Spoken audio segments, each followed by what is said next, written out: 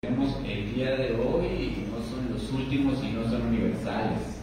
La ciencia, como siempre, es perfectible, es decir, que lo que el día de hoy decimos como psicólogos con fundamentos científicos, posiblemente el día de mañana sea algo o insuficiente o inválido, porque siempre hay la posibilidad de encontrar nuevos conocimientos que no habíamos visto antes, además de que la sociedad cambia, y el hecho de que la sociedad cambie nos obliga a actualizarnos también como entes del conocimiento. Así que espero que esto que os voy a compartir sea de su agrado. De entrada, quiero comunicarles que la base sobre la que se sostiene la presente conferencia está fundamentada en la Declaración de los Derechos Sexuales, que fue ofrecida por allá en el año de 1999 por la Asociación Mundial de Sexología. Te digo fechas, número uno, porque me hace parecer más inteligente y documentado, pero número dos, porque el tiempo histórico es importante. Uno de los temas que hemos trabajado, por ejemplo, en psicopatología, es el modelo sistémico, no estrictamente el modelo sistémico de la psicología, sino el modelo sistémico de la ciencia en general. Y una de las cosas que se aprecia en este modelo sistémico es que existe una cosa a la que se le llama el macrosistema y otra a la que se le llama el cronosistema, entendiendo que el macrosistema es la cultura que nos empaña a todos, que nos permea a todos, y el cronosistema es lo que sucede en este tiempo histórico en específico. Lo que significa, y si lo ves por esta manera, en este momento en específico de la historia, habemos personas con diferentes edades, pero todos somos hijos del mismo tiempo histórico y somos hijos de la misma cultura, por tanto nos encontramos empañados de ello. Una muestra de esto es, por ejemplo, Halloween que tuvimos, ¿no? Que llama la atención porque no nos quedaba claro si era un día de muertos o era un desfile de Coppel o era el Buen Fin, porque había un chico de chamacos con cabezas de cámaras y televisiones, que son situaciones que ocurren en este momento histórico y con las que en mayor o menor medida estamos asociados. Entonces el tiempo histórico juega un papel importante porque tiene fenómenos psicológicos y sociales que debemos de tomar en cuenta, y la sexualidad no es ajena. Yo te lo comento porque cuando nos estamos formando como psicólogos, de repente algo nos dice, y vete a saber qué nos dice eso, nos vamos como con la sensación o la impresión de que este conocimiento psicológico es universal y es aplicable para todo el tiempo. Y esto es preocupante porque entonces tenemos un montón de psicólogos y de estudiantes de psicología que en las redes sociales se están lanzando de decir verdades psicológicas que fueron verdades en su tiempo, más no necesariamente son verdades el día de hoy. Entonces uno de los trabajos que nosotros tenemos, y una de las cosas preciosas de este momento histórico en el que te estás formando, es que la psicología con la que te estamos educando no sirve ya. Entonces a ti te toca, con nosotros que ya tenemos la formación, comenzar a construir una psicología que se ajuste más a este tiempo histórico, porque la psicología que tú recibiste o que tú recibes en las aulas habla de un momento histórico previo a los años 90, donde todavía estábamos seguros de algunas cosas, teníamos claro, o al menos en nuestro paradigma teníamos claro lo que era una familia, lo que era una relación amorosa, lo que eran los valores, lo que eran los principios. No había una tecnología como la de ahora que nos hiciera cambiar de opinión, ¿no?, abruptamente. Pero de los años 2000 para adelante comenzaron tiempos de crítica a las viejas ideas. Comenzaron a introducirse cosas como las tecnologías que llevaron a la globalización a otro lugar. Y entonces las formas en las que nosotros pensamos el mundo no son las formas con las que se pensaba cuando se creó la teoría psicológica. Entonces, si por ahí has escuchado esta cosa de que la ciencia es objetiva y neutral, no lo es. Al final de cuentas, la ciencia es hija de un contexto histórico y el científico está formado en una cultura y crea ciencia con apego en esa cultura. Y para muestra un botón. Por allá de los años de 1960, el discurso científico de la psicología, la psiquiatría y la medicina trataba al lesbianismo y a la homosexualidad como una enfermedad. El día de hoy sigue habiendo homosexualismo, sigue habiendo lesbianidad y otras formas de manifestación sexual, pero ahora el fundamento científico dice otra cosa. Entonces notarás que se trata de la misma situación, solo que la ciencia de un tiempo lo explicaba de una manera y la ciencia de este tiempo lo explica de otra. Entonces déjenme empezar a entrenarles un poquito en la perspectiva que quiero que trabajemos para que entendamos un poquito cómo funciona la sexualidad y cómo tiene que ver con su tiempo histórico. Durante la pandemia, Hay un periódico que se llama El País, que lo puedes encontrar en circulación digital, que cuenta un poquito la historia, por ejemplo, del impacto de las tecnologías en la concepción de la sexualidad y la práctica misma de la sexualidad. Y nos cuenta que, por ejemplo, fíjate lo interesante, y quiero que te lo plantees desde tu vida misma.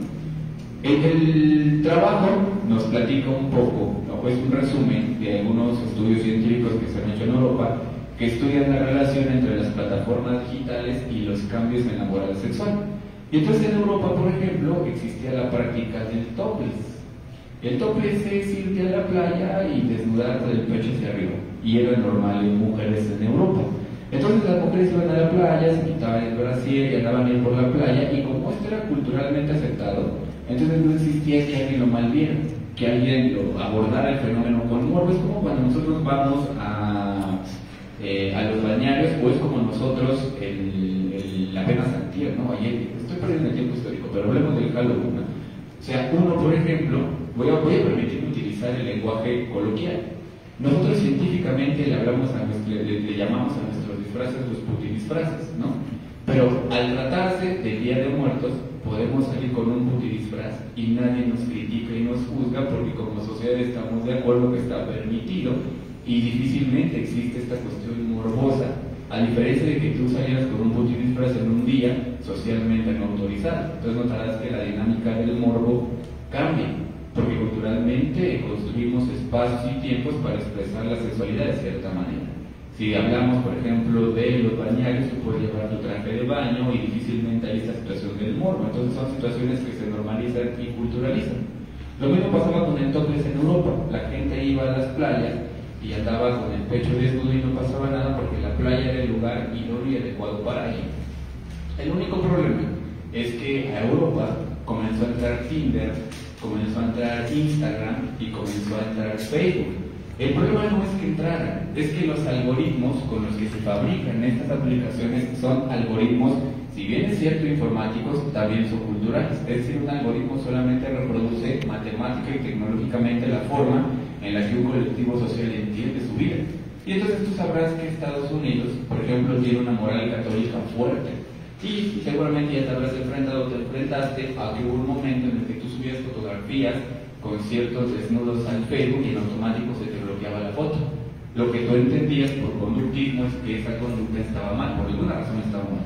Entonces el Instagram y el Facebook comienzan a tener importancia como plataformas de uso común en Europa, y al comenzar a prohibirse y a bloquearse las fotografías de topless en Europa, la gente comienza a asociar el topless con inmoralidad.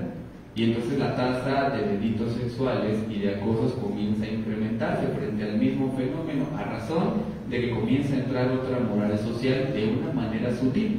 Porque no es que el gringo te dijera que estar encuerado es inmoral. Su misma plataforma ilustraba lo adecuado o lo inadecuado. Seguramente te enfrentaste a eso y la plataforma a ti te bloqueó muchos comentarios que culturalmente para nosotros son normales, pero desde la moral de los gringos no lo es. Y eso nos comienza sí o sí a regular conductualmente y por ende a absorber formas de cultura que no nos pertenecían, pero que ahora empiezan a formar parte de nosotros. Por eso te comento que de los años 2000 para adelante, la psicología que solía explicar los fenómenos sociales ya no es tan útil, porque ahora los fenómenos sociales son hijos de otra forma de pensar, razón por la cual mucho del discurso de la enfermedad mental suele ser muy agresivo, muy violento, y criminalizamos conductas que ahora son distintas a las de antes, y ahí tenemos una labor de que tenemos que pensar. Entonces, por eso quería partir de esto, de hablarte un poquito de la Declaración de los Derechos Sexuales, que fueron construidos en el 99 bajo cierta moral social y sexual,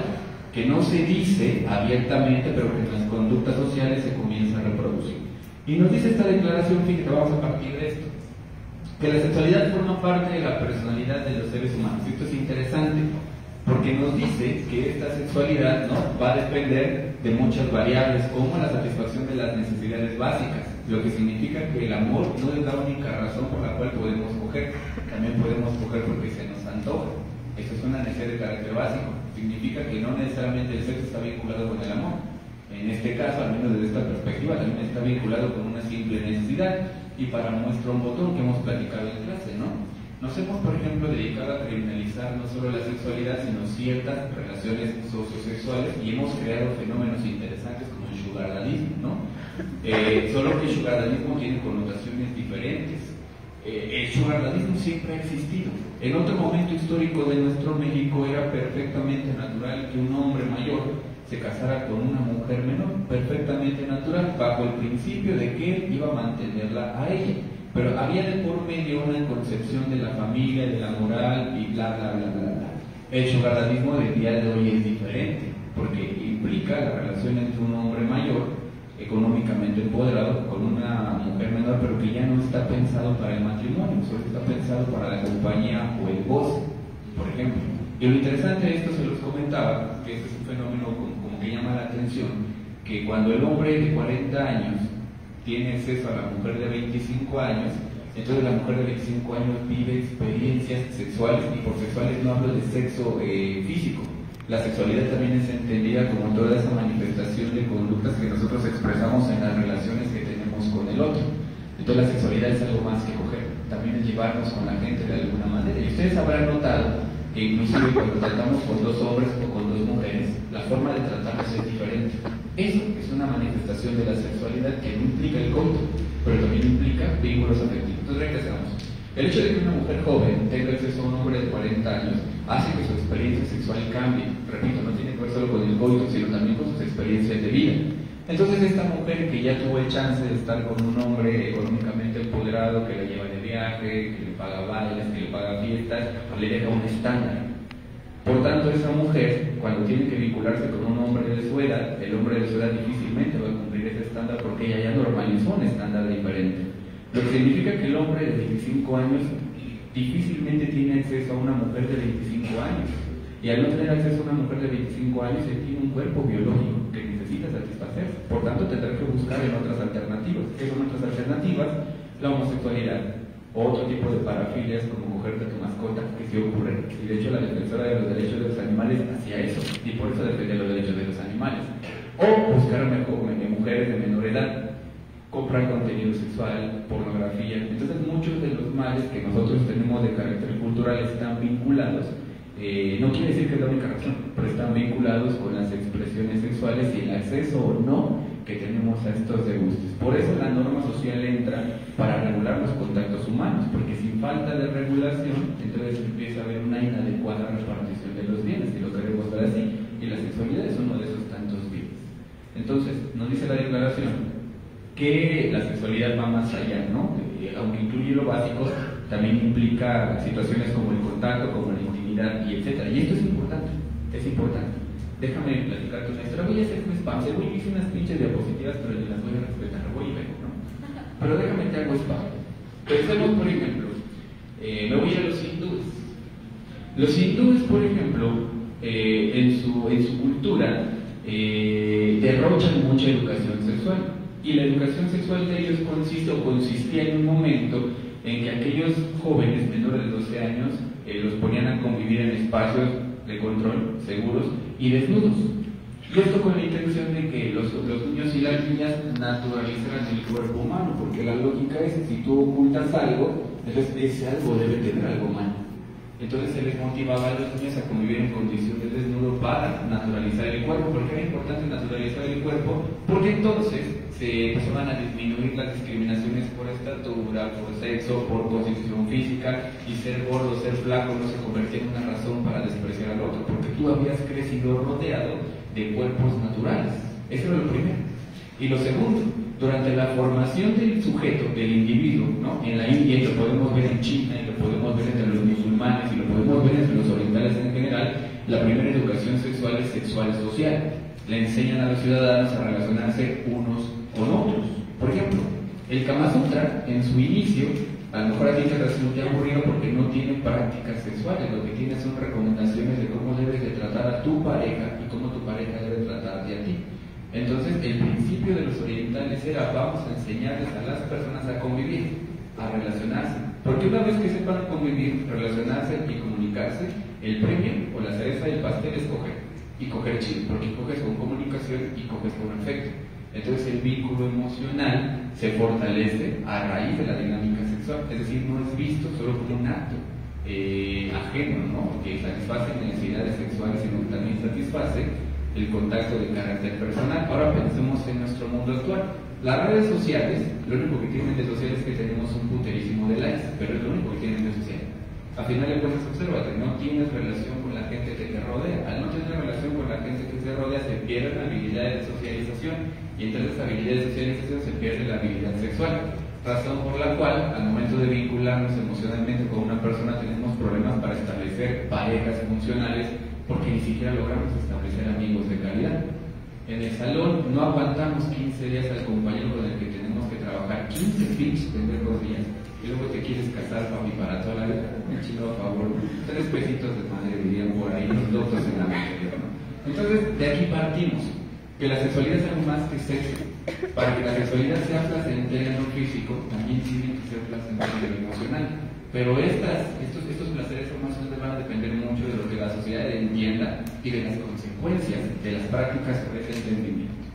Ahora bien, aquí les muestro un poquito de lo que se entiende como derechos sexuales que fueron proclamados justamente en esa Carta de los Derechos Sexuales, y quiero hacer énfasis en algunos en específico. Al primero, al que le quiero poner atención, es a la atención médica sexual. Significa que al menos en materia jurídica, todos tenemos derecho a la educación de carácter sexual y a recibir todo tipo de apoyo médico para atender la sexualidad, en teoría. En la práctica no funciona así, y la razón es de carácter social. Por tanto, hacer una ley no es garantía de que la gente cumple con esa ley de la noche a la mañana. Es un proceso de educación que le va permitiendo a la gente gradualmente entender el alcance de esta ley. ¿Por qué te hablo de atención médica sexual? En una investigación que tu servidor hizo con algunos alumnos de la Universidad Milen hace como 7 años, estábamos checando este tema de la educación sexual de la mujer y el Papá Nicolau. Y en una de las preguntas que se le hacían a las mujeres, había 2 preguntas. La primera, si estarían en el Papá Nicolau, que fuera gratuito, porque nosotros pensábamos que la gente no se practicaba estos estudios porque no le alcanzaba el varo. Cuando les conseguimos apoyo gratuito, la gente no sabía el Papá Nicolau y preguntábamos por qué. Lo que le preocupaba a la mujer era que si al hacerse el Papá Nicolau salía positivo, es decir, con alguna enfermedad, la parte más preocupante no era la enfermedad, era que se enterara tu marido. Y eso significaba 2 cosas. O te ibas a enterar que tu marido andaba de cabrón con otra porque por algo te habías enfermado, o tu marido se iba a enterar que tú andabas de cabrona con otro porque por eso te enfermaste. Entonces la mujer le tenía mucho miedo a recibir esta atención médica porque el diagnóstico tiene un significado social, moral.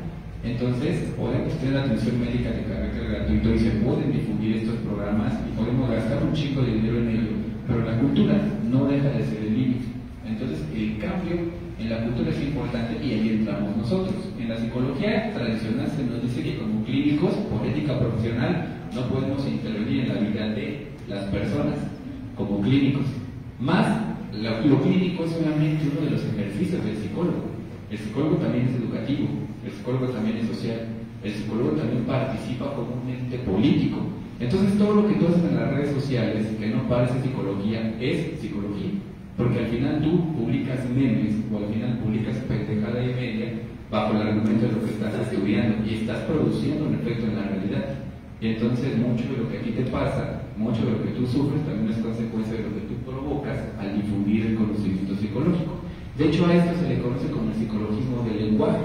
La gente ya habla psicología porque nosotros nos hemos encargado de vulgarizar la psicología. Y esto es preocupante porque de entrada ya te diste cuenta en tu primer parcial que saliste con pinches malas calificaciones.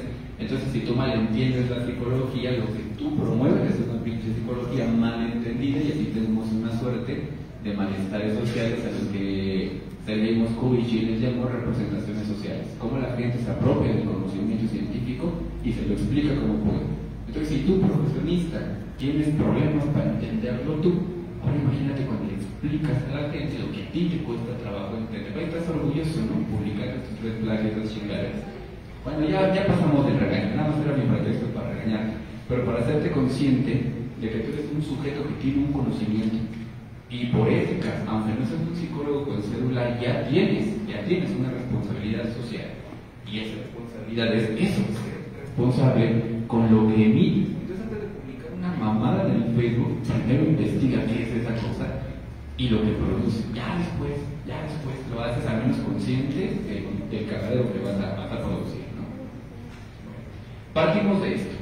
Otro elemento que reconoce la Declaración de los Derechos Sexuales es una cosa a la que le llamamos inteligencia sexual. Fíjate lo importante. Y aquí por eso entramos los psicólogos, porque el primer elemento para la inteligencia sexual es el conocimiento de sí mismos. Y nosotros contamos con muchas herramientas para ayudarle a la gente a conocerse a sí misma. Y tú cuentas con herramientas para conocerte a ti mismo, pero se nos arruga conocernos, ¿no? Por eso es que preferimos aislarnos. Por eso cuando no estás cómodo en ese lugar, mejor te vas, ¿no? Y publicamos el meme. Si estás en ese lugar donde no te tratan como tú quieres, te largas, espérate. A lo mejor te están diciendo lo que necesitas escuchar para conocerte a ti mismo, pero como nos da miedo conocernos a nosotros mismos, en caliente nos vamos. Elemento 2. La inteligencia sexual implica habilidades sexuales e interpersonales. Repito, no solo es que sepas coger y estés bien dotado, sino que sepas cómo tratar a la banda, porque eso es lo que le va a dar calidad a la relación sexual. Y aquí me detengo. Hay una investigación hecha en Estados Unidos. Por alguna razón los gringos y los europeos le meten con uno de estos temas. Hay una razón, y es política y es económica. Resulta que los gringos hicieron una investigación sobre la relación que existía entre la libertad sexual, la cantidad de parejas sexuales que tuvo una persona y la depresión. Y contrario a lo esperado, notaron que aquellas personas que habían iniciado su vida sexual jóvenes y que habían tenido muchas parejas tienden más a la depresión que aquellas personas que tardaron más en iniciar la vida sexual y que son más reservadas a la hora de acostarse con la banda en general. ¿Cuál es la explicación? Bueno, hay dos explicaciones. La primera tiene que ver con el hecho de que normalmente, al menos en nuestro contexto cultural, la sexualidad sana está vinculada con llegar al orgasmo, así grosero. El único problema es que estar cambiando de parejas para conseguir el orgasmo te pone en un estándar que en algún momento del camino es inalcanzable. Es como la adicción. Le empiezas a meter con enjundia la sustancia y llega un punto en el que difícilmente una sustancia te va a satisfacer. Entonces el exceso de relaciones sexuales, sobre todo placenteras, puede llevar a la depresión, porque va a haber momentos en los que difícilmente vamos a encontrar a alguien que nos satisfaga de esa manera. Y la segunda razón vinculada a la primera, las relaciones tóxicas. Una de las razones por las cuales las personas se quedaban con sus parejas porque no encontraban mejor sexo. Entonces, bien maltratado, pero bien cogido. ¿Me explico? Entonces, había poco acceso a las relaciones emocionalmente positivas porque sexualmente hablando, coital, no brindaban placer orgásmico, lo que nos lleva a una tercera conclusión, la infidelidad. Razón por la cual muchas personas, desde antes, pero ahora con más frecuencia, tienen dos parejas. Una que cubre lo emocional, a la que tenemos miserablemente ahí porque no le damos alegría, y la pareja sexual, en la que no encontramos la contención emocional, pero sí encontramos el sexo placentero. ¿Me explico? Y esto ya se había tratado antes y ya se había resuelto antes. Vamos a hablar un poquito de ello, por favor. Ahora bien, hay otro aspecto importante que tiene que ver con la psicosocialidad. ¿Qué es la psicosocialidad? Cada grupo cultural tiene sus propias normas sociales y por ende, dentro de esas normas sociales, sus propias normas sexuales, de cómo regulan los contactos sexuales. En otro momento del camino, el que no hubiese tantas tecnologías y el que no hubiese tantos medios de transporte permitía que esta sexualidad estuviera más o menos controlada y contenida en ciertos grupos sociales. Por tanto, era más fácil llegar a un acuerdo sexual con la gente. Pero cuando aparecen las tecnologías y aparecen los medios de transporte y con ello la inmigración física como virtual, la forma en la que concebimos la sexualidad empieza a ser de significados múltiples, razón por la cual ahora todavía es más complicado encontrarte con alguien que comparta tu misma visión de la sexualidad, porque los mensajes que recibimos son diferentes. Por ejemplo, hay banda, bien o no te guste o no, hay gente que consume mucho producto estadounidense, hay gente que consume mucho producto otaku, hay gente que consume mucho TikTok de diferentes países, y aunque no lo parezca, en estos consumos estamos apropiándonos de mensajes culturales que no nos pertenecen y que intentamos implementar en nuestro país y que no funcionan. Número uno, porque ya no hablamos el mismo lenguaje, ya que cada quien consume contenidos sociales de diferentes naturalezas. Y número dos, porque ya nos cagamos la madre, que eso es independiente del material que consumimos, pero es consecuencia de la organización social que hemos alimentado. Ahora bien, algunos datos interesantes para ver la multiculturalidad. Eso que te presento son datos estadounidenses, repito, porque en Latinoamérica no hacemos muchos estudios al respecto.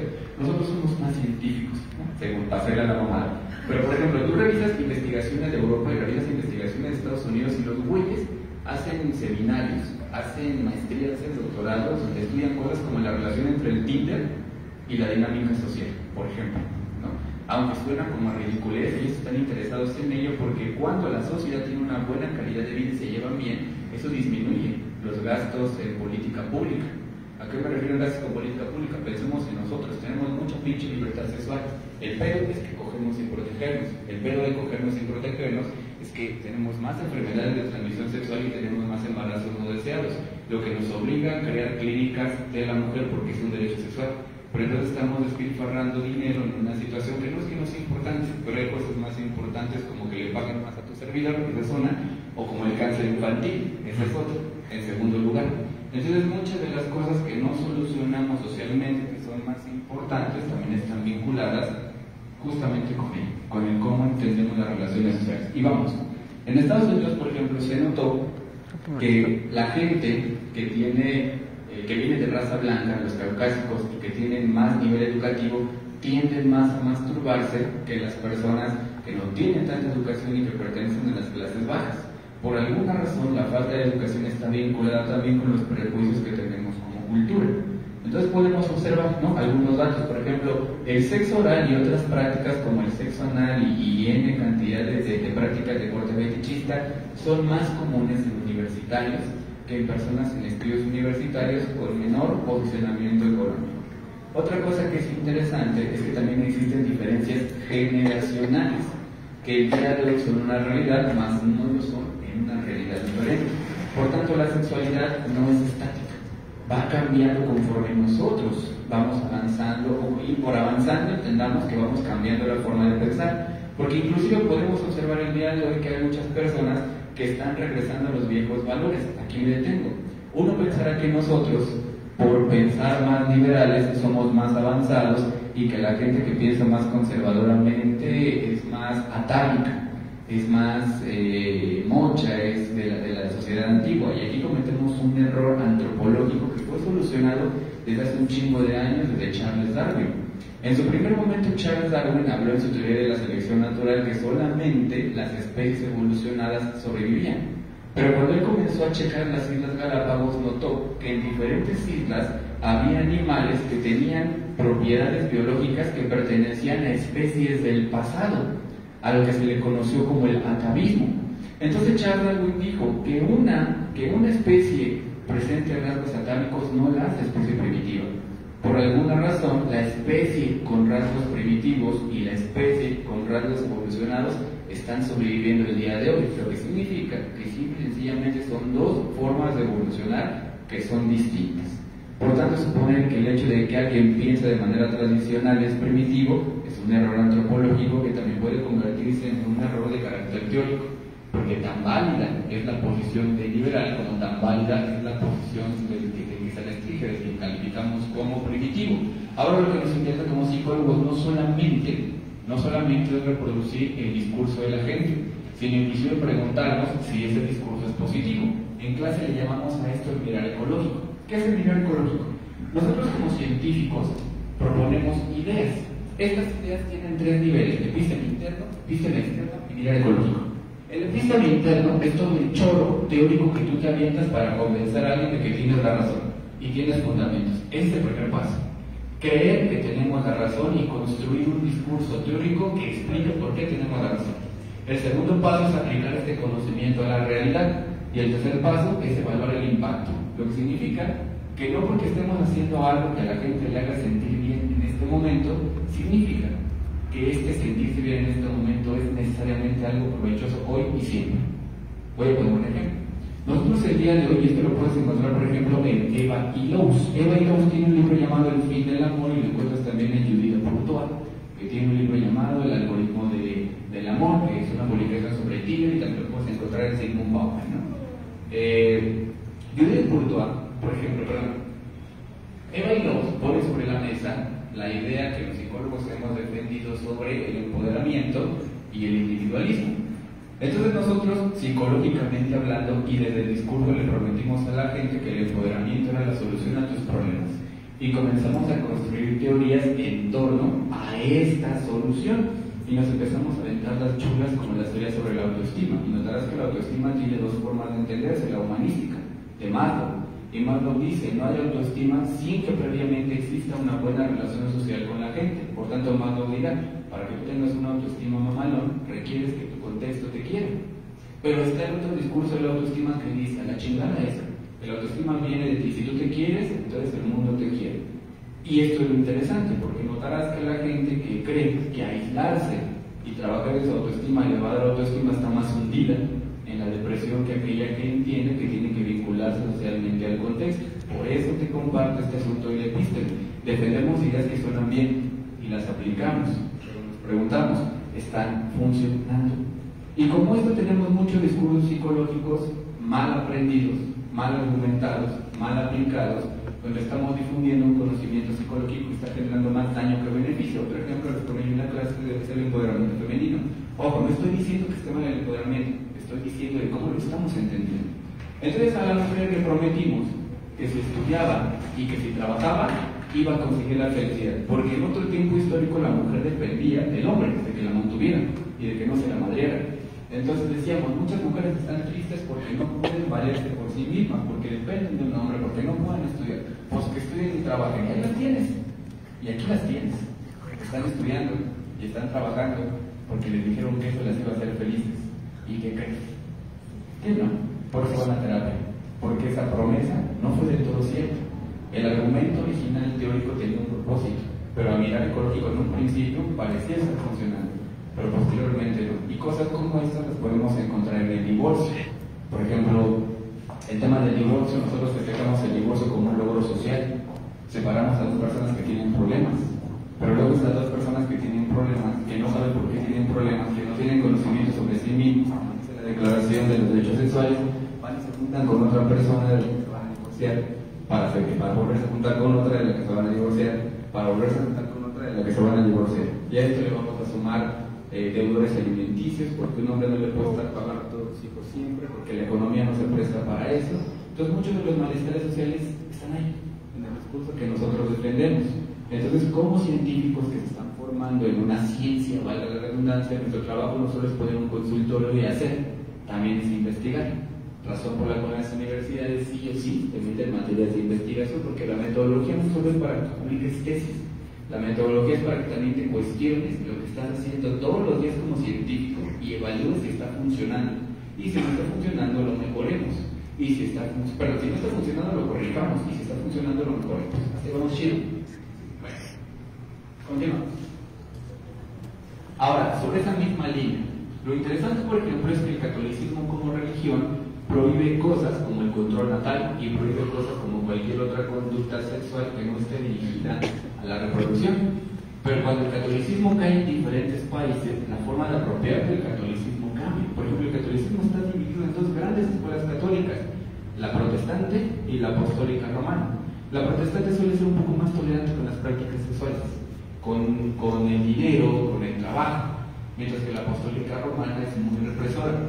Y a nosotros, los latinoamericanos, nos tocó la apostólica romana. Aunque el día de hoy tenemos una educación libre de la religión, nos quedamos con el significado cultural. Ya no decimos que andar de cabrón es un pecado, pero ahora le llamamos la puta o el perro, ¿no? O sea, sigue siendo la misma cosa, ya no juzgada desde la religión, sino juzgada desde los valores sociales, pero que traen la herencia, el juicio sobre la sexualidad, por ejemplo. Y uno de los derechos que tenemos como sujetos sexuales es el derecho a gozar de nuestra sexualidad libremente. Algo que no pensé en declaraciones que algún día vamos a llegar a este punto de gostear. Por eso ahí no dice que está prohibido el gosteo. Pero nosotros podemos incluir que en esta responsabilidad y esta libertad que tenemos para vincular sexualmente con el otro, también tenemos que pensar en la psique del otro. Yo les comentaba, por ejemplo, una de las cosas por las que comúnmente van los pacientes a terapia son por problemas en sus relaciones amorosas. El problema es que no saben cuál es el problema. El paciente llega diciendo, pues es que estudio, cabrón, pues es que trabajo, pues es que me chingué el doctorado, pues es que me compro mi ropa bonita, me pongo mi playerita del esquí, ¿no? Esa color vino con mi corbata negra, y doy conferencias con madre. ¿Por qué la pinche gente no quiere, ¿no? Entonces la banda va a terapia y no sabe el por qué.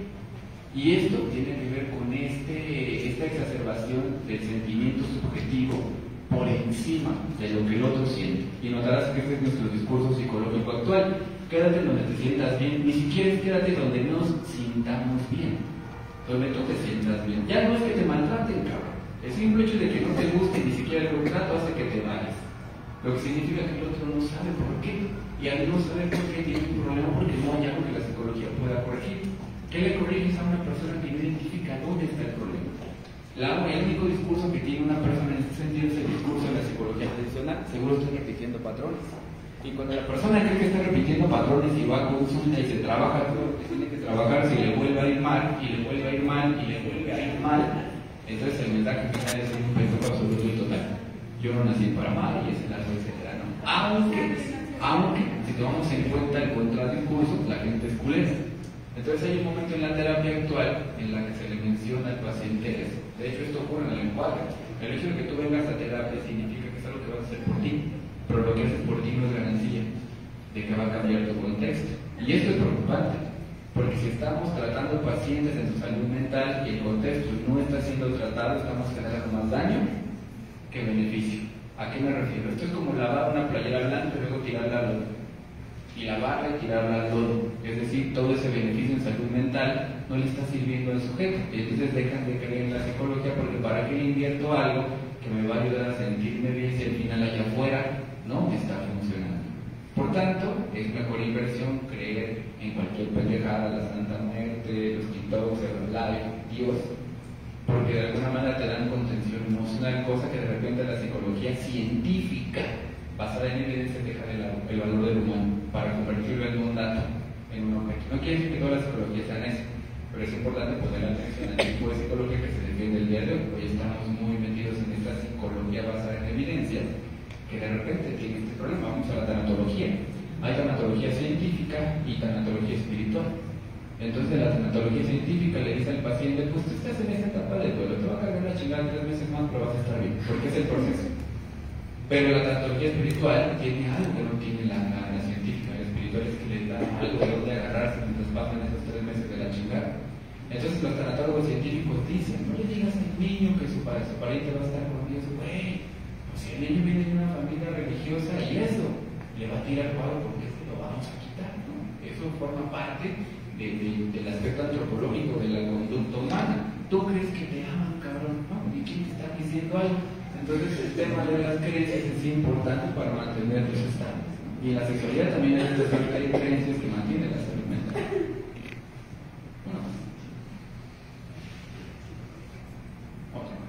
Ya hice mucho spoiler. Perspectivas transculturales. A esto quería llegar. Ya, vamos a ver.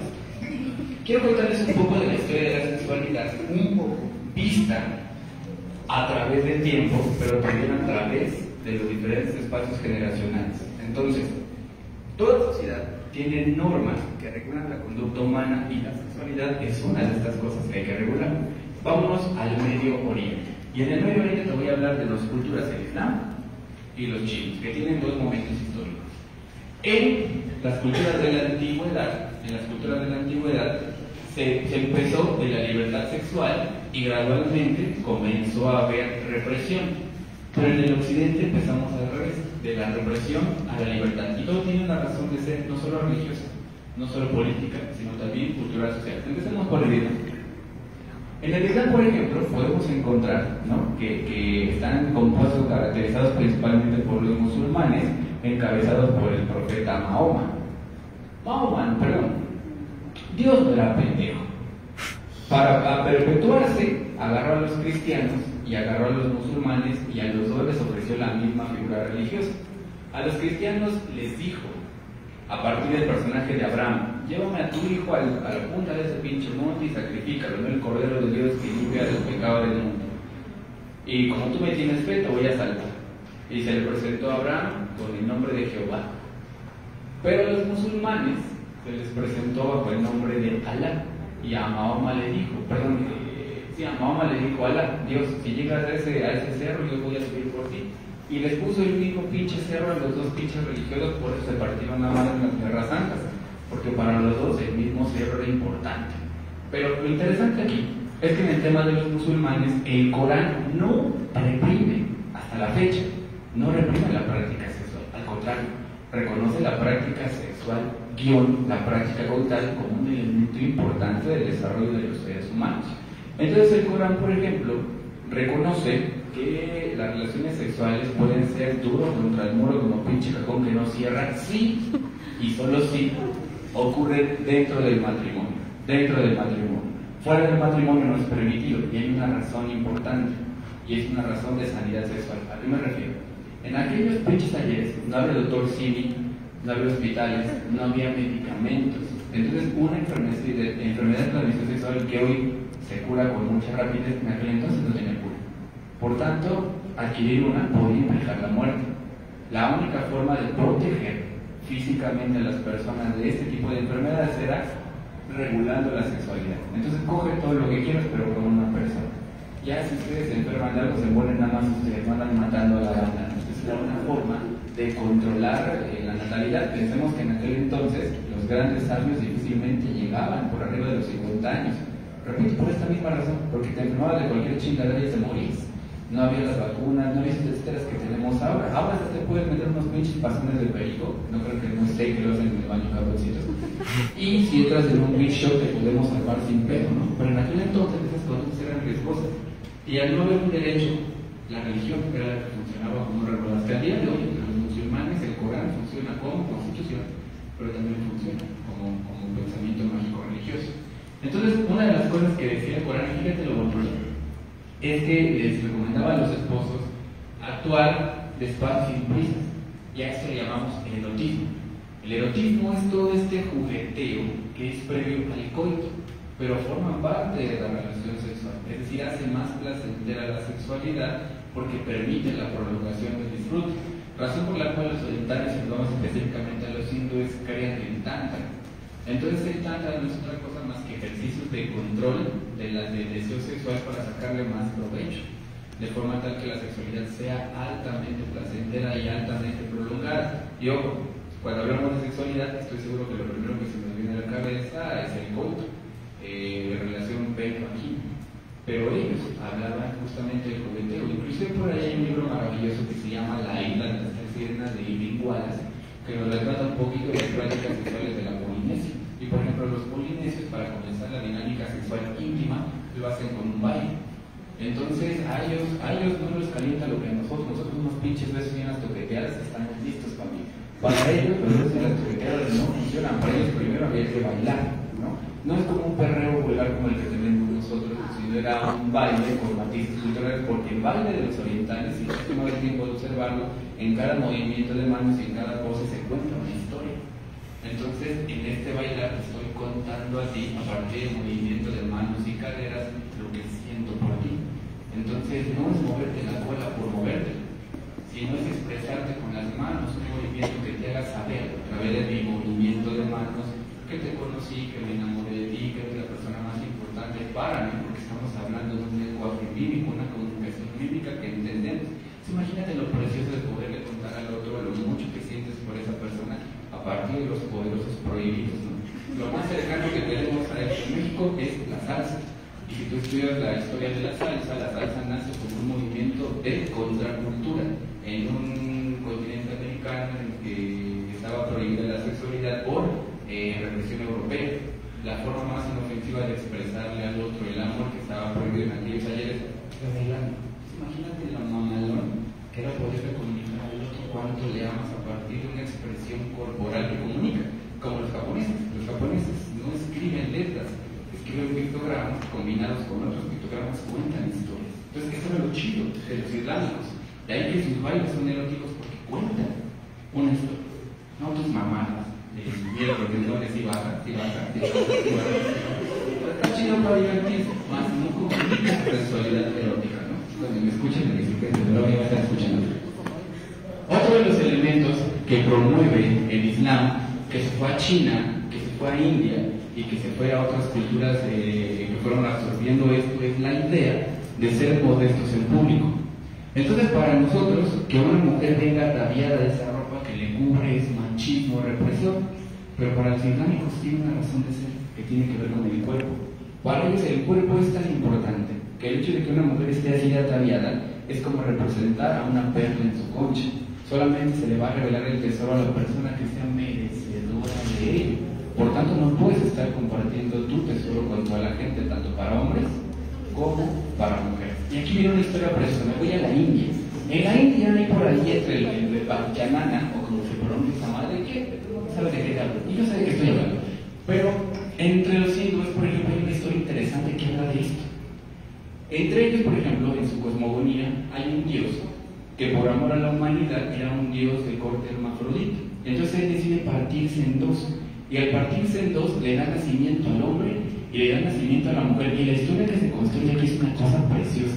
Porque entonces la lógica es la siguiente. Este dios es el dios del amor y se divide en dos, hombre y mujer. Y entonces a los hindúes se les enseña desde que son pequeños a dominar la ira, el egoísmo, la envidia y la violencia. Si tú logras dominar estos cuatro aspectos, entonces el premio que tú tienes es el amor y el premio sobre el amor es la sexualidad. Entonces el día que tú consigues dominarte así porque dejas de competir con la gente, que esto es importante, va a parecerte pendejo, pero es importante. Una de las razones que de repente le impiden a la pareja latinoamericana u occidental tener una buena relación sentimental es la competencia y la envidia entre ellos, que son pareja. Por eso es que entre nosotros está el discurso de que tienes que buscarte a alguien que esté a tu nivel posible, porque si está debajo de ti lo vas a sentir mal y si está por encima de ti te sientes mal. Pero los hindúes dijeron, güey, tenemos que trabajar este pedo de la envidia. Y una vez que las personas abandonan la ira, la envidia, el egoísmo, dejan de escuchar Peso Pluma y dejan de votar por Wendy Guevara, entonces han alcanzado la iluminación. Y en ese momento, Dios, por decirlo así, les dice, papi, tu recompensa ahora te vas a enamorar de una mujer que es para ti.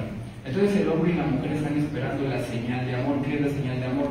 Que de repente el hombre va caminando por la calle y ve a una mujer y esa mujer le inspira amor. Y va y le declara el amor. Él está esperando la iluminación y la señal que ella va a recibir es esta. Está preparada para amar porque Dios le va a señalar al hombre que es para ella. Entonces este hombre llega y le declara su amor. Y entonces nace el amor. Pero ojo, previo hubo un trabajo sexual social. Preparar a la persona para recibir ese amor.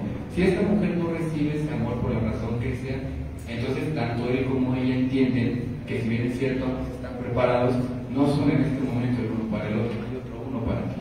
Entonces, sin resentimientos, sin odios, sin corajes.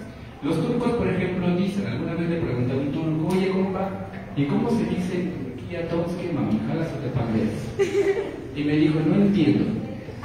Traté de explicarle lo que nosotros en Latinoamérica entendemos por cortejo. Se emputó y dijo, nosotros no jugamos con el amor, son mamás. Para ellos el romance son chingaderas. Y él me dijo una frase que me encanta, y dijo, el hombre que se conoce habla de frente. Dije, bueno, dije falla para mí. Yo le pregunté cómo conociste a su esposa. Sí, que un día la vi en la calle, dijo me gustó, pero entonces yo le pregunté cómo te gustó. Me dijo, ¿cómo que me gustó, güey? O sea, entonces me empecé a contar que aquí en México, cuando a alguien te gusta, pues lo vemos el aspecto físico. Entonces yo le dije, güey, aquí en México, cuando digo a alguien me gusta, sin conocerlo, me estoy refiriendo al aspecto físico. Sí, le llevo a conocer un poquito de su personalidad y esto me dijo, ¿ustedes están pendejos o qué? Posiblemente, seguimos votando por los mismos políticos. Pero bueno, cuando yo digo me gustó, me refiero a que yo la vi y me inspiró algo. Yo creo que él quiso hablar de algo espiritual, la verdad yo no lo entendí muy bien en mi intento, pero yo quiero presumir que tiene que ver con una inspiración espiritual. O cuando vi a la mujer con la que me quería casar, me gustó, entendiendo que me gustó que es físico. Es algo en el fondo que es de carácter espiritual y fui y le dije. Ella dijo que sí, y en ese momento pactamos el matrimonio. En ese momento. Sí. Entonces ese es el aspecto internatural que tiene que ver con la sexualidad. Por eso es que se decía o se dice que la mujer y el hombre de los cuerpos son una perla que tiene que ser cubierta por una concha que solo se revela a quien es un digno merecedor de esa preciosidad que tú eres. Ya más adelante hablaremos de ello porque también se vino a la iglesia cristiana mexicana. Continuamos.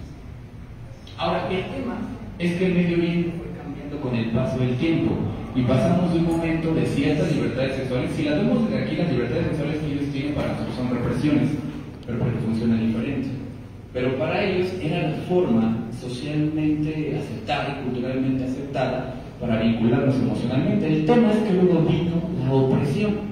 Lo interesante es que las prácticas como la ablación, que es la mutilación genital femenina, los castigos hacia la mujer, el asesinato de homosexuales, no vienen del Corán y no vienen de la religión, vienen del fundamentalismo, que no son otras cosas más que una forma de machismo de allá, de patriarcalismo de allá, que condenan toda aquella práctica que les hace ruido. Inclusive, todavía hasta el gobierno de Saddam Hussein, que fue un personaje odiadísimo en Occidente, todavía Saddam Hussein era muy tolerante con las prácticas sexuales, inclusive con la homosexualidad. Y una vez que cae Saddam Hussein de manos del gobierno de Bush, entonces los fundamentalistas suben al poder y ahora sí comienza la hora de prohibiciones. Matar a la mujer como una forma de rescatar el honor de una persona que se ha visto ofendida en lo sexual, matar a un homosexual, matar a la lesbiana.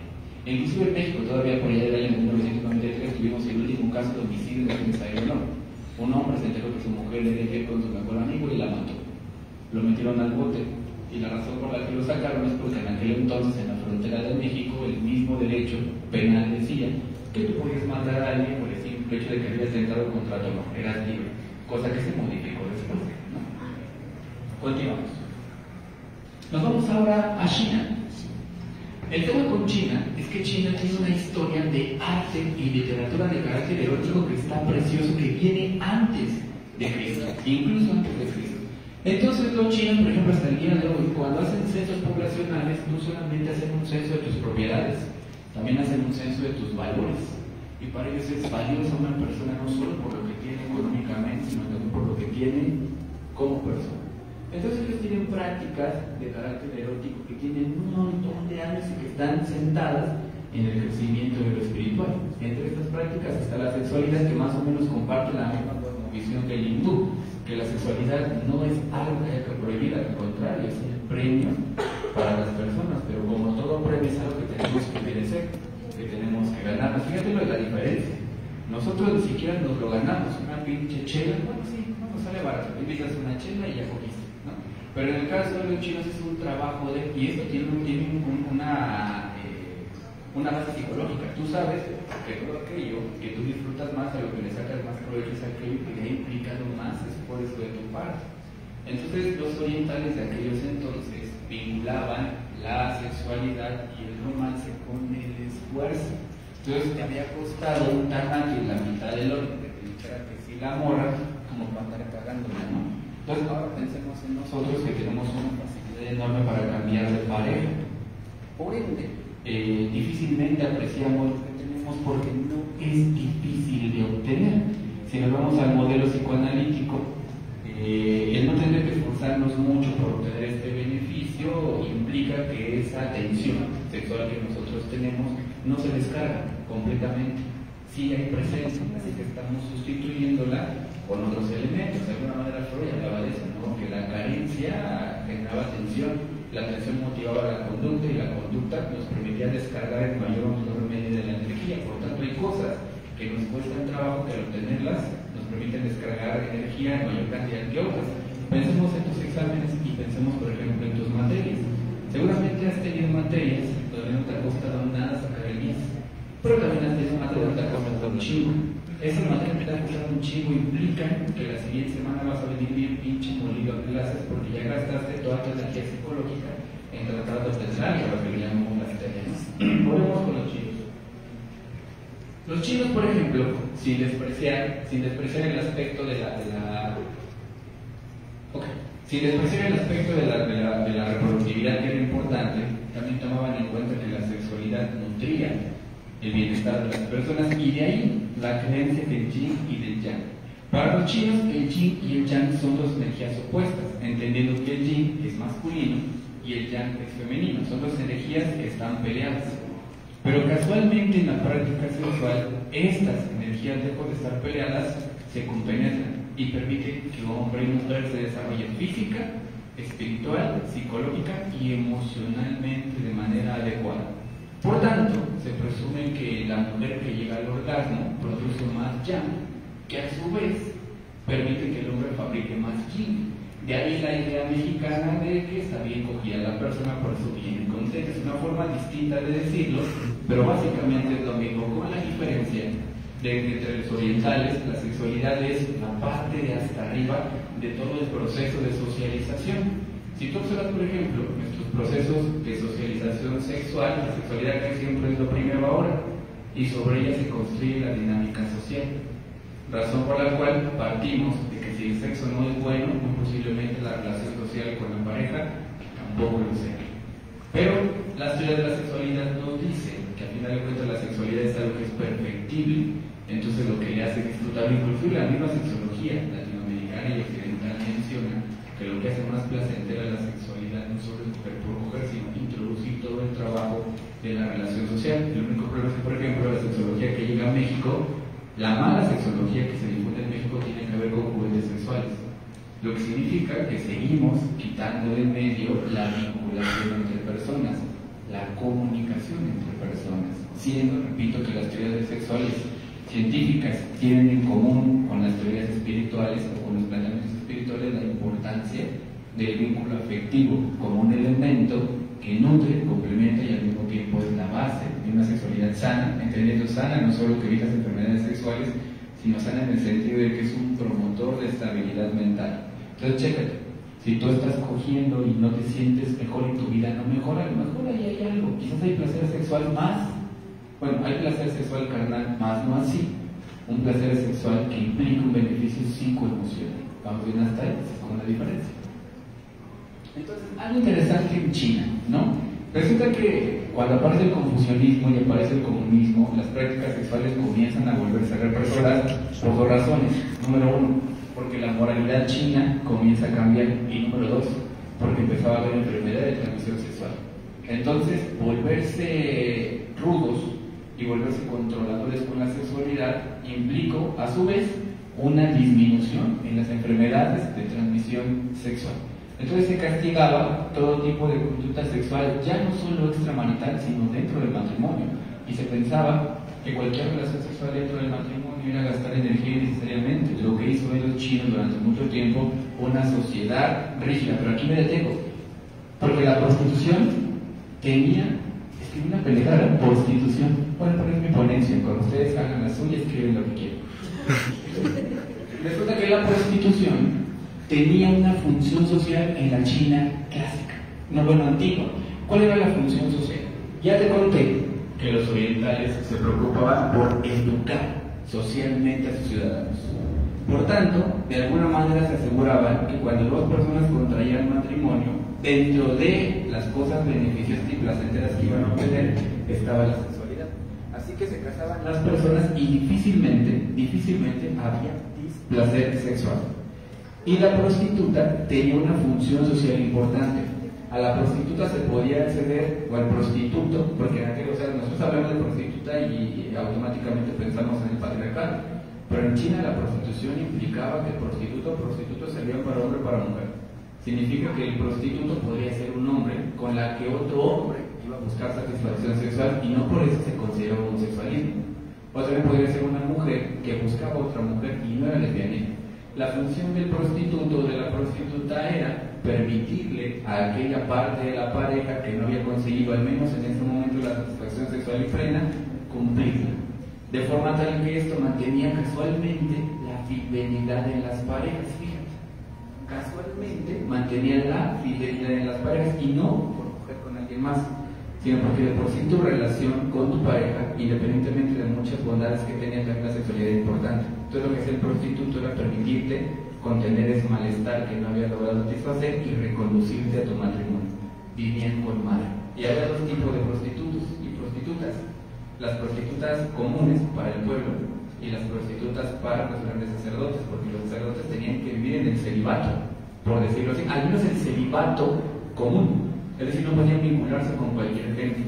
Entonces había una serie de prostitutas a las que preparaban específicamente para estas funciones, y eso también permitía el mantenimiento de la religión. Entonces cosas como la prostitución, fíjate, una prostitución regular, como ahora el OnlyFans, por ejemplo, que tenía la función de permitir que la gente tuviera acceso a satisfacer sus necesidades sin que mediara de por medio la delincuencia, como la trata y como otra suerte de malestares que nosotros sí tenemos. ¿Hacemos bien? Entonces el confusionismo viene a quitar eso por un lado, que desde nuestra óptica es lo correcto, pero por el otro también viene a eliminar cosas como las enfermedades de transmisión sexual. Fíjate lo interesante. Entonces notarás que no solamente es una forma de pensar, sino que también tiene su razón en lo que está sucediendo históricamente en este momento. Y estamos por cerrar al menos la primera parte de la conferencia, porque es un trabajo larguísimo, y vamos a hablar un poquito ahora del occidente. Y en el occidente pasa al revés, pasamos de la libertad sexual, no, de la represión a la libertad sexual. Y esto tiene una razón. Fíjate que quiero pasar por esto, ¿no? Vamos a hablar por ahí del 2001, Estados Unidos nuevamente. En Estados Unidos había dos fuerzas que reprimían la sexualidad del estadounidense. La primera, el catolicismo. Y la segunda, la American Life League del 2001. Ambas instituciones, una social y otra religiosa, estaban de acuerdo en lo mismo, que el sexo solo debería permitirse por cuestión de reproducción. Tiene una historia cultural. Recordemos que Estados Unidos no tiene una cultura base. A final de cuentas, ellos son personas que escapan de la Santa Inquisición. Y una de las cosas que perseguía la Santa Inquisición era esto, la sexualidad irresponsable. Ellos vienen a América, forman las 13 colonias, pero forman las 13 colonias bajo su propia historia cultural de persecución. Y persecución por sexualidad, lo que significa que aunque se salieron de allá, se trajeron su cultura, evidentemente permeada por el miedo, ¿no? Entonces, por eso es que los gringos son muy reactivos y muy paranoicos, porque su historia o su inconsciente colectivo, diría Carl Jung, está caracterizado por huir, por sentirse perseguidos, cosa que se naturaliza en su cultura y llega hasta el día de hoy. Una de las razones por las cuales se les persigue tuvo que ver con la sexualidad, pero hay algo interesante que pasa en el 2001. Resulta que por ahí, antes del 2001, ya empezaba a liberarse la sexualidad, cosa que vamos a ver en otro momento, en otra ponencia, si ustedes gustan. Aparece en Estados Unidos una serie mamalona que se llama... ¿Cómo se llama? 2001. Antes del 2001 se me olvidó. Dawson's Creek. Probablemente no es una serie de la generación de ustedes, pero Dawson's Creek es una serie televisiva de por allá de los años 90 que se atrevió por primera vez en mostrar un beso homosexual en la pantalla grande. Una cosa maravillosa porque generó un revuelo. No sé quién de ustedes tuvo el gusto de ver WandaVision. Sí, bueno, si tuvieron el gusto de ver WandaVision, si no, voy a hacer ese spoiler. En los inicios de la serie de WandaVision te permiten ver la serie en blanco y negro. Y hay una escena que a mí me encanta, que es donde están Wanda y Vision, por eso se llama así la serie, supongo. Están con pijamas y cada quien en una cama individual. Esto no es casualidad, es parte de la historia de la sexualidad de Estados Unidos. En Estados Unidos estaba prohibidísimo tocar los temas sexuales. Y lo más que se llegaba a permitir eran este tipo de escenas, y ya eran escenas impúdicas. Permitir observar el interior de la recámara de dos personas casadas, aunque estuvieran con pijama, era sexualmente impúdico. Entonces, por allá de los años 90, Dawson's Creek muestra un beso homosexual. Se comienza a aligerar la moral sexual de Estados Unidos, pero aparece el chingado VIH.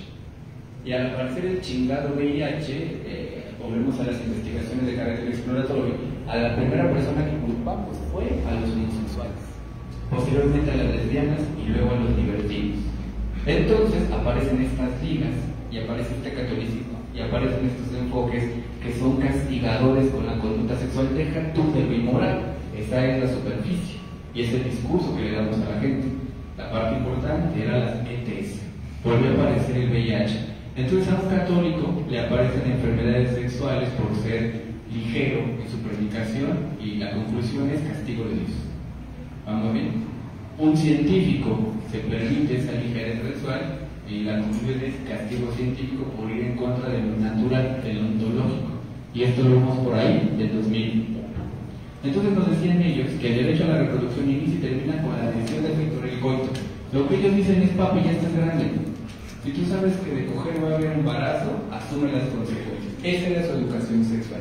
Por tanto, el destino del soltero era abstenerse hasta que tuviera una pareja con la que ya estuviera casado. No había sexo antes del matrimonio. Entonces uno se la jugaba ahí. ¿Sí, no? Ahora, una cosa interesante es que después del 2001, la represión sexual comienza a disminuir, pero deja secuelas. Y son secuelas que tenemos los latinoamericanos, los mexicanos, porque nosotros al final de cuentas consumimos cultura estadounidense o lo consumimos durante mucho tiempo. Entonces entre los estadounidenses había una confusión entre sexo y coito. Para ellos era lo mismo, sexo que coito.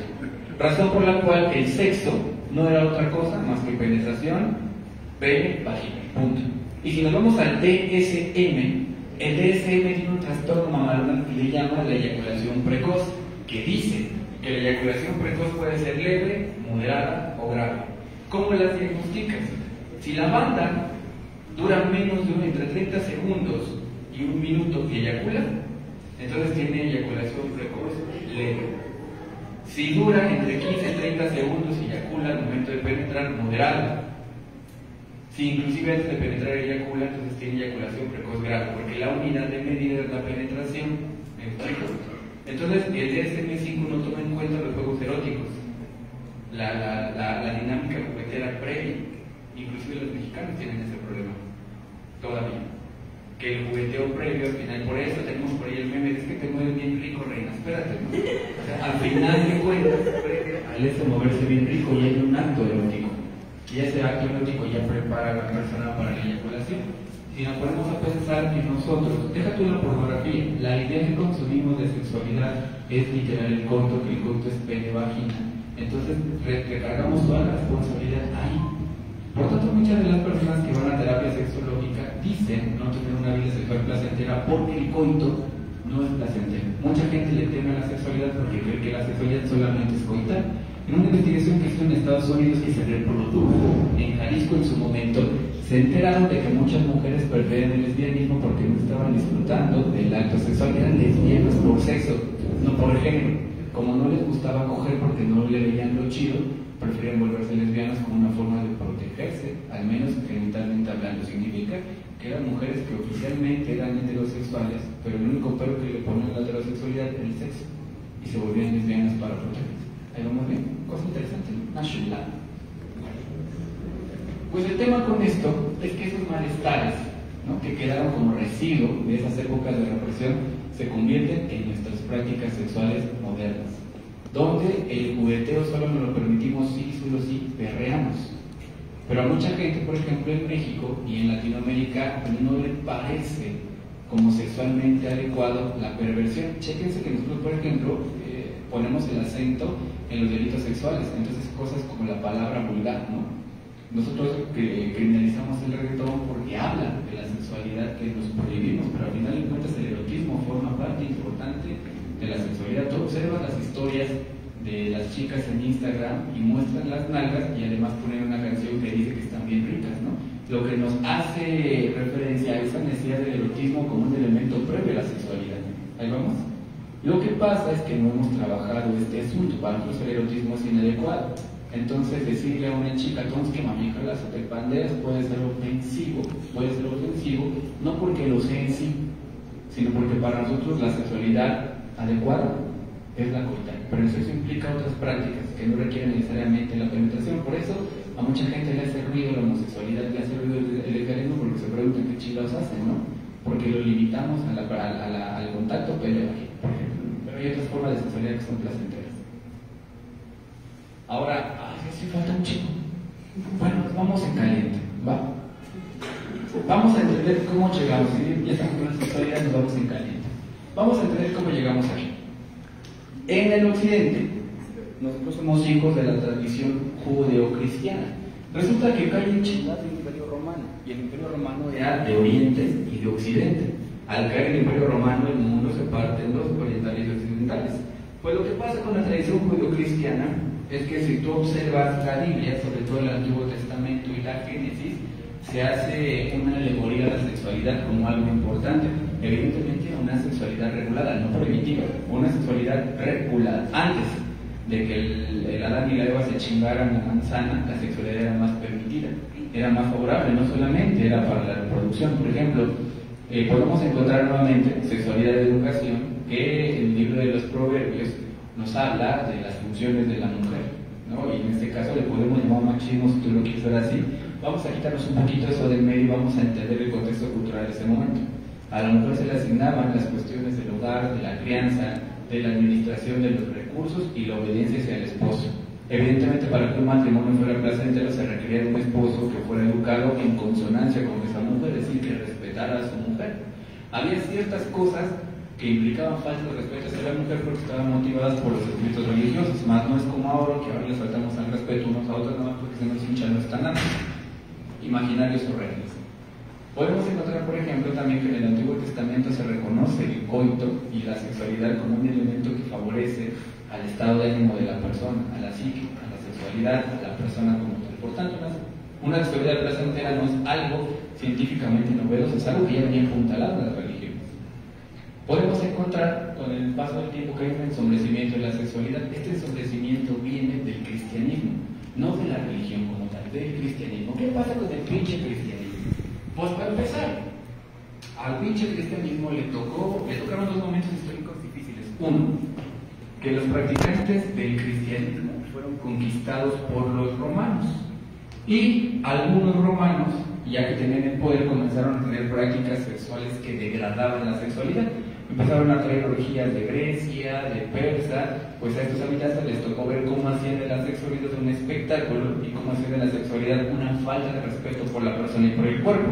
Porque al final de cuentas ellos, aunque habían sido conquistados por los romanos, tienen un libro religioso que les indicaba cómo deberían actuar. Entonces Grecia y Persia, ¿no?, principalmente tenían prácticas que violentaban esta creencia. Por tanto, cuando el Imperio Romano cae y se forma el Occidente, los cristianos quedaron traumadísimos. La sexualidad fue denigrante, razón por la cual se erige una religión que prohíbe la sexualidad por su experiencia de vida. Pensemos en sí, espero que no sea tu caso, ¿no?, porque fue una forma alegórica de decirlo. Pensemos, por ejemplo, en aquellas personas que de niños tuvieron una experiencia sexual desagradable, un tocamiento, un abuso sexual, una violación. Producto de esa experiencia es que uno de adulto condena las experiencias sexuales futuras, no porque sean malas, sino porque ya tenemos grabado en nuestra psique y en nuestro cuerpo algo que no fue placentero. Lo mismo le pasó a los cabrones, se los torcieron con prácticas que degradaban el cuerpo humano. Y sobre esta base empezaron a aparecer algunos cambios muy rápido. Aparece Santo Tomás de Aquino, aparece Agustín de Hipona, aparece principalmente ellos dos, aparece Pablo de Tarso, ¿no?, el apóstol Pablo, que comienzan a prohibir la sexualidad fuera de la reproducción. Esto comienza a construir a una mujer que es desensibilizada de su sexualidad. A la mujer se le empieza a prohibir sentir, y esta mujer que tiene prohibido sentir educa a su hija en el no sentir, y así sucesivamente. Hasta que llegamos a prácticas en la Edad Media donde para poder tener relaciones sexuales tanto el hombre como la mujer tenían que utilizar una pijama que a nivel genital tenían un orificio con la forma de la cruz, es decir, para coger con el permiso de Dios. Y no tenían permiso en encuerarse para tener relaciones sexuales, solo podían practicar el delicioso a través de estos orificios que estaban puestos ahí en las pijamas. Entonces aquí tenemos, por ejemplo, una opresión sobre la sexualidad, lo que en automático, y lo sabemos gracias al psicoanálisis, que todo aquello que tú le reprimes a una persona genera más deseo, y este deseo decanta en conducta, lo que nos va a llevar a la quema de brujas más adelante. Más adelante. Otro poco. Ahí. Con el paso del tiempo, en la literatura religiosa cristiana del occidente aparecen dos figuras importantísimas: Eva y la Virgen María, la dicotomía entre la prostituta y la santa. Y las dos tienen un mito. La Virgen María, por ejemplo, es el ícono del amor romántico y cortés, y tiene su historia en los caballeros templarios que se iban a las guerras. Entonces, por ahí se contaba la historia de un joven caballero que se había enamorado de una mujer más grande que el mayor de edad y de clase alta, a la que estuvo cortejando. Y duró mucho el cortejo hasta que un día la señora Diego respondió a las intenciones románticas del joven caballero, pero los votos matrimoniales se mantuvieron intactos. Quiere decir que lo más que se permitió a esta mujer fue el coqueteo y la sonrisa, pero nada más. Lo que ponía a esa mujer en el pináculo de la mujer que se respeta. Entonces de ahí la historia de la jovencita que tú puedes encontrar en Romeo y Julieta, que deja caer su pañuelo para el hombre que le gusta, pero al hombre no le puede corresponder por respeto a los principios religiosos. Y ahí nace la imagen de María, una mujer que pese a estar rodeada de las tentaciones, es firme con sus convicciones y firme con el respeto a Dios. Por tanto, toda aquella mujer que va a representar la figura de María es pulcra, es casta, y estaban obligadas a vestir ciertas ropas que eran incómodas, que en algún momento fueron el representante de la capacidad económica del marido. Recordarás que en algunas películas de la época las mujeres vestían con unos pinches vestidos mamaloncísimos que empezaban con madre. Pero la intención de eso era demostrar que el marido, el poder económico del marido, que notarás que el día de hoy no es muy distinto, ya no las atavías con vestidos, pero las tunías con madre, y la misma cosa. Es una forma distinta de hacer lo mismo, de representar un poder económico, un poder del hombre desde nuestra tradición heteropatriarcal. ¿Vamos bien hasta ahí? Y entonces, pues Eva es la contraparte, ¿no? Eva es la mujer que se opone a Dios, es la mujer prostituta, es la mujer que seduce, y por eso se hace mucho hincapié en que ella, ¿no?, se encargó de hacer que el hombre fuera expulsado del paraíso. Y antes de Eva había otra cabrona, Lilith, ¿no? Entonces Lilith era la versión premium de Eva. Como era muy caro ese pedo, quitaron a Lilith de la literatura religiosa y se fue a la literatura occidental en forma de las hubus, o de este espíritu maligno que absorbe la libido de los hombres. En México, o en la religión católica apostólica, decidimos quitar a Lilith y solamente dejamos a Eva, ¿no?, como la muestra de la prostituta contra la mujer recta. Y estas ideas fueron creciendo, hasta que llegamos a la época victoriana de la reina Isabel. Lo mamón es que en la época victoriana de la reina Isabel hubo mucho crecimiento social, económico y político, pero también implicó la quema, la muerte y la tortura de alrededor de 50.000 mujeres aproximadamente. Pero también fue una ingeniería social. ¿A qué me refiero? En aquella entonces la reina Isabel se daba cuenta que la tasa de mortalidad era muy grande. Y si hablamos de la Edad Media, no había servicios básicos como agua, no había luz, no había internet, no había WhatsApp, no había etcétera, ¿no?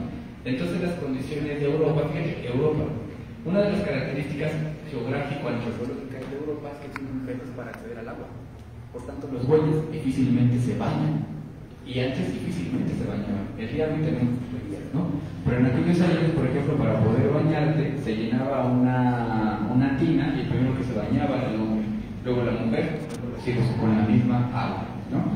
No había un papel higiénico, que es algo que nosotros entendemos como algo normal. Entonces las enfermedades, no solo la reproducción sexual, las enfermedades en general estaban al tope. De ahí tenemos la historia de la peste negra, por ejemplo, que no es otra cosa más que una enfermedad de peste. Entonces una forma de evitar la muerte masiva de las personas también implicó controlar la sexualidad y decirle a la gente: papacito, mamacita, no estés cabrón porque te vas a enfermar. No funcionaba. Tú le explicabas a la gente con peras y manzanas por qué tenían que cuidar su sexualidad y les valía madre. Era más importante el placer. Así que como no obedecían a la ley lógica racional, no había ciencia todavía, como no es una ley lógica racional, les empezamos a meter la religión y dejamos caer el peso de la ley sobre la mujer, porque la lógica de aquel entonces es muy parecida a la lógica de ahora. Por eso mucha gente diría: güey, ¿por qué a la mujer le dejan caer todo el peso de la sexualidad? Pues sí, güey, porque si no te cuidas, ¿tú quién? ¿No? A menos de que tenga la fortuna de encontrarte un hombre que cuide de ti, tal. Pero mientras no sea el caso, como un denominador de los hombres se va a desentender de ti, porque al final los seres humanos piensan en ellos, al menos en Occidente. Entonces una forma de cuidar a la mujer fue prohibirle prácticas sexuales. Y mujer que no hacía caso, mujer que nos chingábamos. Lo que permitió también, con el paso del tiempo, disminuyeran las enfermedades por transmisión sexual, aunque se incrementaron los homicidios por estos motivos, pero el mensaje se entendió. Se entendió también con el paso del tiempo la tasa de mortalidad disminuye tanto por enfermedades como por asesinatos, ¿no? Ya que la caza de brujas llegó a un extremo muy subjetivo que le costó la muerte a muchas mujeres, sobre las que no se pudo mostrar la relación entre su persona y las presuntas prácticas, ¿no?, demoníacas. Continuamos ya para cerrar. Con el paso del tiempo, pues no hay como mal, ¿no?, que dure 100 años ya por ahí, y aparecen en el mundo religioso personajes como Martín Lutero y Juan Calvino, que vinieron a aligerar un poco de la carga que recaía sobre la sexualidad, entre muchas otras cosas. Entonces, Martín Lutero, por ejemplo, generó el movimiento de reforma de la Iglesia, y así es como se crea la Iglesia protestante, que empieza a permitir que los padres de Iglesia, por ejemplo, también tengan sus familias. Saben ustedes que la religión católica, sobre todo la apostólica romana, tiene entre sus historias el abuso sexual de hombres y de mujeres monjas, porque al final es un cuerpo humano. Entonces Martín Lutero dijo, nosotros también merecemos, ¿no? Entonces no tiene nada de malo la sexualidad, y no porque lo dijera, sino porque él mismo leyó en la Biblia que la Biblia no lo prohibía. Martín Lutero hizo una cosa preciosa, por ejemplo, prohibió el culto a las imágenes, y no porque le dio la gana, sino porque la misma Biblia de aquellos entonces decía en el Éxodo 20 que Dios había dicho que tú no tienes por qué adorar a imágenes y no tienes por qué adorar edificios, porque ellos no te escuchan, no te tocan y no te ven. Como yo, Martín Lutero dijo, otra vez. Nosotros duramos mucho rato adorando imágenes y el mismo Dios nos lo ha prohibido, entonces hemos hecho una práctica de la religión que está mal. Él empieza a leer la Biblia, la traduce del hebreo al latín, y luego del latín al latín vulgar, es decir, al latín que dice chales, vistes y algas, para que la gente pueda leer desde sus casas y comprender mejor la religión. Entonces Martín Lutero empezó a promover la idea de que Dios no está en un templo, Dios está en la gente, aunque se crea el templo como un elemento simbólico al que tú puedes o no acudir, pero al final de cuentas Dios está en ti, y con esto empieza a ver la liberación de la sexualidad y por ende la emancipación de la mujer. En estos tiempos, perdón, un poquito atrás. Uno más atrás. Atrás. ¿Dónde dice ilustración? Ahí. Y entonces esto nos lleva a la ilustración.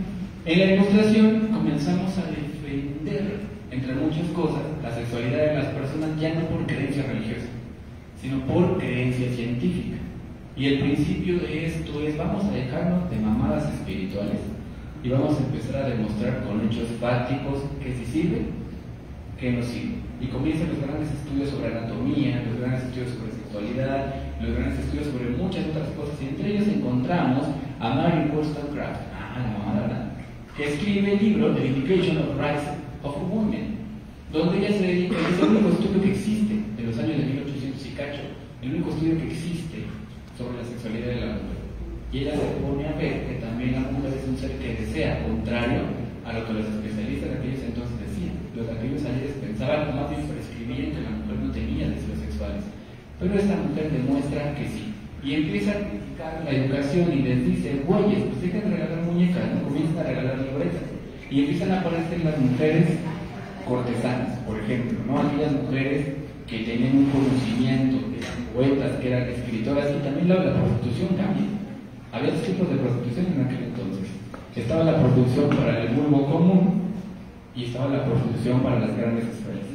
Y entonces muchos hombres buscaban mujeres interesantes con las cuales platicar, además de tener relaciones sexuales, mujeres muy cotizadas, que poco a poco fueron ganando el terreno de reconocimiento social, primero por la sexualidad y luego por demostrar las capacidades que ellas tenían. Inclusive esto no llega hasta nuestra época, pero una herencia de esto es que en el año, me parece que de 1996, una mujer, doctora en física, no recuerdo qué fue el invento que nos dio, pero fue un pinche invento, que para poder pagar su educación se dedicó a la prostitución por espacio de 4 años y escribió un libro donde cuenta cómo la prostitución le ayuda a salir adelante, no como un mal social, sino como un elemento de empoderamiento que le va a dar nacimiento a muchas de las prácticas de esta sexualidad que tenemos hoy por hoy. Bueno, continuamos. Uno más. Cerramos con esto.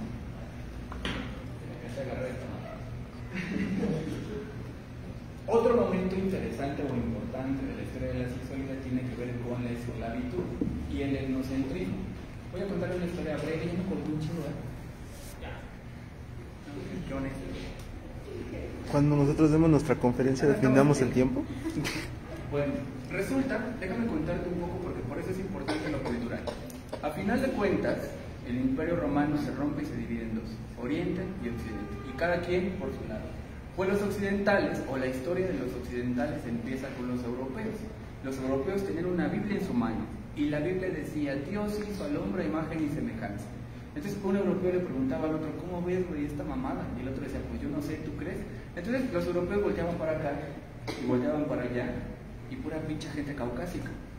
Tú podías caminar 4 horas hacia allá, 4 horas hacia allá, no había medio de transporte, y a cualquier pueblo que tú te movieras ibas a encontrar gente caucásica. ¿Cuál es la conclusión? Que Dios es caucásico. Entonces, si Dios hizo al hombre su imagen y semejanza, Dios es blanco. Y crecieron con esta idea durante un chingo de tiempo, hasta que los medios de transporte les permitieron llegar a lugares como África. Y si tú observas, por ejemplo, la religión, por alguna extraña razón se asocia la oscuridad con el demonio y la luz con Dios. Entonces llegan los europeos etnocentristas a África y empiezan a encontrarse hombres negros. La lógica nos lleva a esto, ¿no? Si Dios hizo hombres blancos, porque son producto de la luz, entonces el diablo hizo a los hombres negros, que son el demonio. Entonces hay que someterlos. Esa fue la primera razón, que fue una razón religiosa. La segunda razón fue prejuiciosa, porque aparece la figura de Jezabel. Jezabel era la mujer negra que estaba bien mami, para no explicar más, que entonces era sexualmente llamativa para los hombres, pero era negra, entonces seguramente era una sexualidad pecaminosa. Para degradar a esta mujer negra comienzan los procesos de esclavitud, y en la venta de esclavos, por ejemplo, encueraban a las mujeres, pero encuerarlas era necesario simbólicamente. ¿Por qué? Porque una mujer moralmente ajustada a su sociedad no se permitiría ser encuerada y ser observada. Entonces a ellas las encueraban, y como no ponían oposición de ningún tipo, quedaba demostrada su inferioridad de carácter moral. ¿Estamos bien? Entonces esta mujer era señalada como una mujer del pecado porque estaba tan buena que incitaba a los hombres a la sexualidad, pero también existía la contraparte de Jezabel, que era el hombre alto, mamado, negro, con un falote. Entonces ese hombre, también por su color de piel y por sus características anatómicas, se convirtió en el enemigo del hombre europeo. Número uno, por el color, y número dos, porque representaba como la contraparte de su estereotipo. Ellos decían, por ejemplo, si tú observas la escultura griega, pues son unos falitos así, ¿no? Pero de repente naturalizamos el falito, porque tú observas los cuerpos atléticos de los europeos, pero cuando ellos se enfrentan a un negro que además es más alto, más atlético y más faloso, le dicen falo, ¿no? Doblemente falo. Entonces, qué miedo que un hombre con esos dotes pueda seducir a nuestras mujeres. El pretexto para someterlo fue castrarlo, humillarlo, lastimarlo, maltratarlo, de forma tal que su sexualidad fuera señalada como algo impúdico, y tampoco las mujeres quisieran acercarse a ese mundo. El valor de Jezabel, como el valor de este hombre, radicado en su capacidad para reproducirse. Y por ahí había sujetos que decían que una mujer era más valiosa que el mejor de tus hombres, porque una mujer daba luz. Si al menos una mujer podía dar a luz a un varón cada 2 años, era un tesoro para la gente, ¿no? Y en el caso de los hombres, unos sementales. Entonces ellos administraban la sexualidad de los esclavos y con más razón se les denigraba. Con el paso del tiempo llegamos a los años 60, en las luchas por la libertad de las personas, el hombre negro comenzó a vivir un poquito más en libertad, pero no por eso se salvó de la discriminación. Notarán que inclusive el día de hoy ser negro sigue siendo una cuestión denigrante, porque la educación que llega a Latinoamérica es una educación etnocéntrica. Y si tú lees entre líneas la psicología que te enseñamos, es una psicología etnocéntrica, que habla del ciudadano europeo, raza blanca, cierta posición social. Entonces los latinos estamos enfermos frente a ellos porque no tenemos su cultura, no tenemos su color y no tenemos sus problemas. Si tú observas la terapia psicológica que nos ofrecen en los textos, nos hablan de un paciente que sí va a su consulta, porque sí la puede pagar. Y aquí no tenemos eso. Entonces notarás que las diferencias culturales, también están vinculadas a los efectos de la psicología, razón por la cual en los años de 1980 comienza a aparecer en Latinoamérica el movimiento de la psicología latinoamericana. Una psicología que empezase a explicar nuestros problemas y también nuestras sexualidades. Y cerramos con lo que en la actualidad solamente como una pequeña entrada a lo que nos espera en otro momento. Resulta que Occidente es hijo de este catolicismo apostólico romano que nos enseñó que la sexualidad está prohibida, que nos enseñó que acumular dinero está prohibido, que nos enseñó que el rico es el enemigo del pobre. Entonces nosotros criminalizamos un montón de cosas por cuestión religiosa. El día de hoy estamos limpios de esa religión, pero heredamos todos los malestares ideológicos de aquellos ayeres y llegamos al México moderno. ¿Qué sucede en el México moderno? Lo que se platica hace un momento. Nosotros seguimos vinculando la sexualidad con el coito únicamente. El valor del sexo en México, en Latinoamérica, tiene que ver con que hay un rey y una bastante literatura. Y no se le toma aprecio importante al contacto sexual. Notarás que el discurso que tenemos nosotros como mexicanos, incluso el día de hoy, es que es una persona sexualmente más activa y sexualmente más feliz si coge con un chingo de gente, porque le hemos dado mucho peso al pene vagina. Como no le damos mucha importancia a la otra parte de la sexualidad que Freud dijo, pero a Freud lo critican por eso, pinche pena más pinche sexo, no, pero pasa es que quien lo leyó no lo leyó correctamente, lo que entendió fue coito. Pero Freud, cuando habla de sexualidad, también habla de la relación entre personas. Como nos importó un comino porque estábamos más preocupados por el aspecto sexual, entendemos el sexo en México como eso. Entonces le damos menos peso a las relaciones sociales. Notarás que eso tiene una consecuencia importante el día de hoy. Para nosotros, un vínculo social con el otro es una enfermedad que le llamamos dependencia. Entonces, querer tener una buena relación con el otro, que es parte de la sexualidad, en nuestro México, con esta ideología, es una patología. Es una falta de carácter, es una debilidad mental. Y entonces alguien es fuerte en la medida que no necesita sexo o coge a la violencia.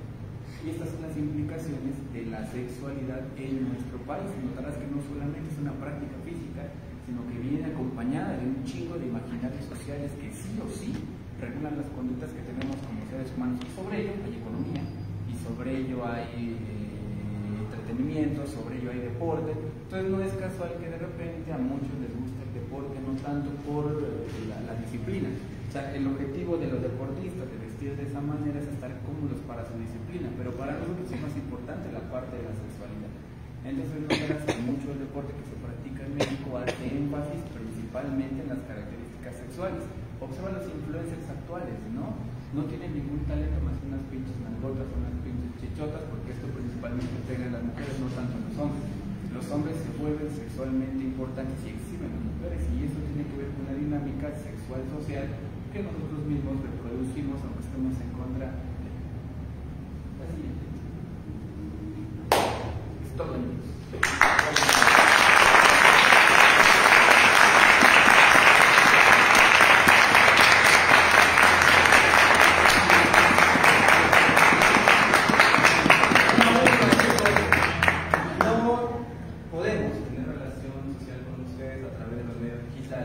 Pero hay un grupo que tengo en Facebook que se llama Antítesis, que tiene esta característica. Ahí suelo compartir algún material, ahí se los puedo pero no son redes de trabajo. Si gustan, adelante. Pero en mis redes personales, ahí publicamos un poco de ese material, por si quieren seguir aprendiendo, ahí compartimos un poco de todo social, psicológico, lo que hay. En el grupo de hay varios textos, por ahí se encuentra el de Bailos y el del algoritmo del amor de Judith Bourdieu, por si quieres consultar. Por eso, chicos, gracias y váyanse a...